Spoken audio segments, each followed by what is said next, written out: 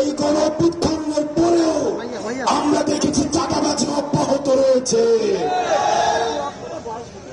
পাথর শ্রমিকদের নিয়ে সিন্ডিকেট অব্যাহত রয়েছে।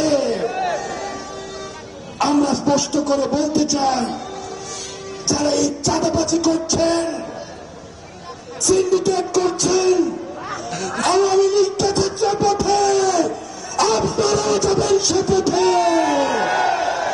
আওয়ামী লীগ ভারতে যাওয়ার সুযোগ পেয়েছে, আপনারা সেটাও পাবেন না।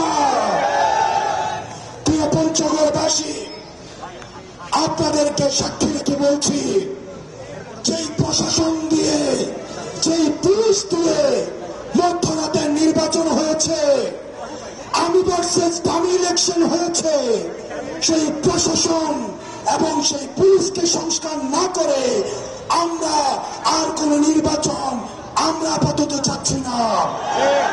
আমরা নির্বাচন চাই, কিন্তু সেই নির্বাচন হতে হবে সংস্কার সহ নির্বাচন।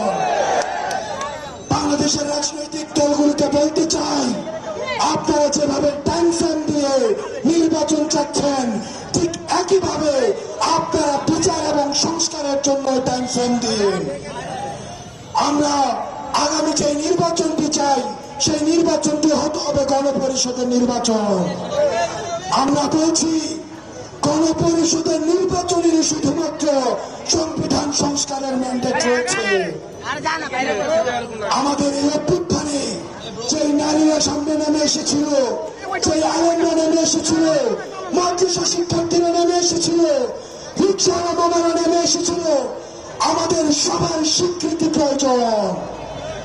সেজন্য আগামী 3 আগস্ট আপনারা দেখবেন অনেক রাজনৈতিক দল আমাদের এই গণ অভ্যুত্থানের জুলাই সনদের বিপক্ষে অবস্থান নিয়েছে। তারা বলছে এই জুলাই সনদ নাকি আবেগের বিষয়। আমরা বলতে চাই, এই শিক্ষার্থীরা আবেগ দিয়ে রাস্তায় নেমে এসেছিল বলেই আওয়ামী লীগকে হটানো সম্ভব হয়েছিল। এতদিন পর্যন্ত আবেগহীনভাবে আপনারা আওয়ামী লীগকে হটাতে পারেন নাই। সুতরাং এই আবেগের আমাদের স্বীকৃতি প্রয়োজন।